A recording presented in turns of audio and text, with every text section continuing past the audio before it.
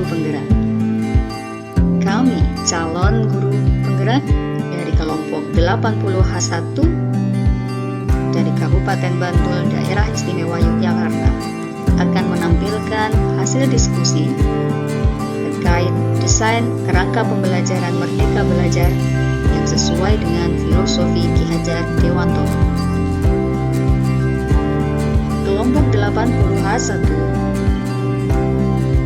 didampingi oleh fasilitator Bapak Sugeng Bagio, pengajar praktik Ibu Eti Martina, dan diikuti oleh calon guru penggerak Ibu Eti Surwantini, Ibu Pariyati, Ibu Reni Pemiliawati, Ibu Sari Puspitaningsih, dan saya Dwi Rohmiyati Hasanah yang akan menyampaikan hasil diskusi dari kelompok 80H1. Berangkat dari nilai-nilai positif yang ada pada lingkungan masyarakat, sosial, dan budaya kita, dapat kita ambil sebagai sumber daya dan potensi yang kita miliki untuk mendukung Merdeka Belajar. Sumber daya dan potensi yang dimiliki oleh masyarakat di sekitar kami di daerah Bantul antara lain adalah gotong royong yang telah menjadi ciri khas budaya di dalam masyarakat. Peserta didik yang senang dalam kegiatan berkelompok sesuai kodratnya sebagai makhluk sosial. Pendidik yang memiliki keinginan untuk berkolaborasi dan berbagi, serta dukungan dari pihak sekolah dan pihak terkait untuk terus melakukan kolaborasi dalam hal praktik baik. Segala sumber daya dan potensi ini bisa dimanfaatkan untuk mengolah pembelajaran Merdeka Belajar yang berpihak pada siswa.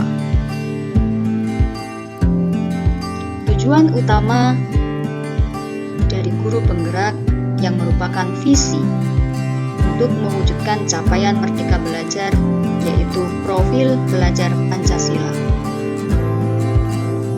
Pelajar Indonesia merupakan pelajar sepanjang hayat yang memiliki kompetensi global dan berperilaku sesuai dengan nilai-nilai Pancasila. Profil belajar Pancasila dalam rancangan pembelajaran Merdeka Belajar yang dipilih oleh kelompok kami dari keenam profil belajar Pancasila: beriman, bertakwa kepada Tuhan Yang Maha Esa dan berakhlak mulia, kebinekaan global, bergotong royong, kreatif, bernalar kritis, dan mandiri. Kami memilih untuk mengembangkan profil gotong royong. Hal ini sesuai dengan sumber daya dan potensi yang ada di dalam masyarakat sekitar kami.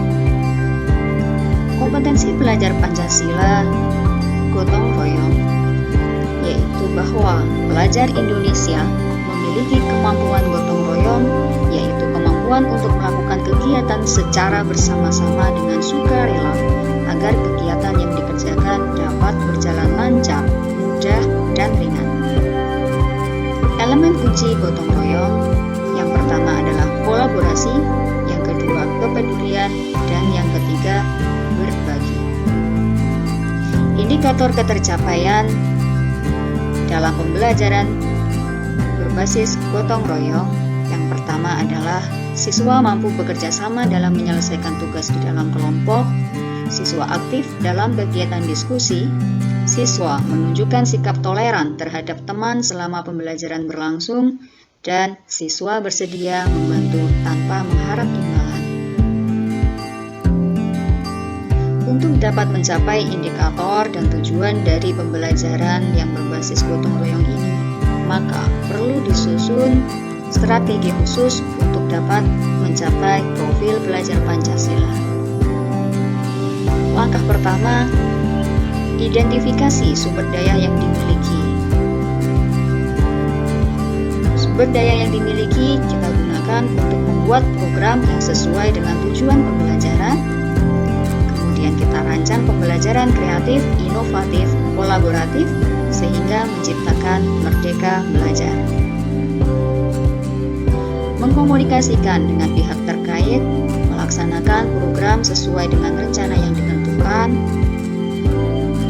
kemudian melakukan evaluasi terhadap program yang telah dijalankan, dan yang terakhir menyusun rencana tindak lanjut.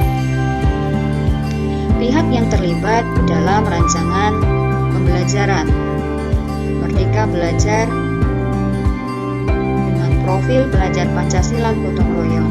Yang pertama adalah membuat program, kemudian peserta didik sebagai subjek dalam pembelajaran, kepala sekolah sebagai pendukung program, rekan sejawat, orang tua wali murid, komite sekolah, dinas terkait, dan lingkungan masyarakat.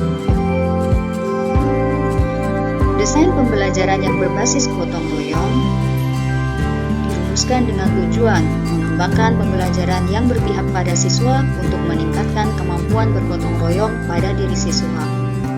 Sumber belajar yang dapat digunakan antara lain media pembelajaran, buku teks, internet, dan lingkungan tempat siswa.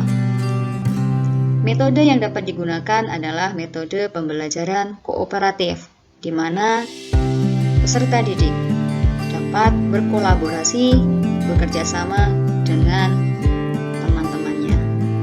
Ragam kegiatan dalam pembelajaran berbasis gotong royong di antara lain permainan berkelompok, diskusi kelompok, role playing, pembelajaran berbasis proyek, dan problem-based learning. Kegiatan pembelajaran dapat dilaksanakan dengan langkah-langkah pembelajaran sebagai berikut. Yang pertama, menyampaikan tujuan dan memotivasi siswa. Yang kedua, siswa mengamati informasi tentang kegiatan belajar yang akan dilakukan. Yang ketiga, siswa membentuk kelompok-kelompok belajar. Yang keempat, siswa berkreasi dalam bekerja dalam kelompoknya. Yang kelima, siswa melaksanakan evaluasi terkait pembelajaran. Dan yang keenam, siswa mendapat penghargaan dari pembelajaran yang dilaksanakan. Kegiatan pembelajaran ini mencerminkan bahwa pembelajaran berpusat pada siswa dan siswa adalah subjek pembelajaran. Dalam desain pembelajaran berbasis gotong royong dapat menilai 3 aspek, yaitu sikap gotong royong, aspek kognitif, dan aspek keterampilan dalam diskusi dan kolaborasi.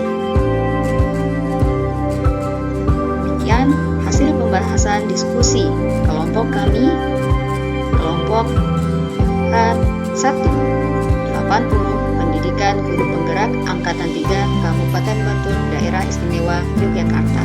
Terima kasih telah menyimak. Salam Merdeka Belajar.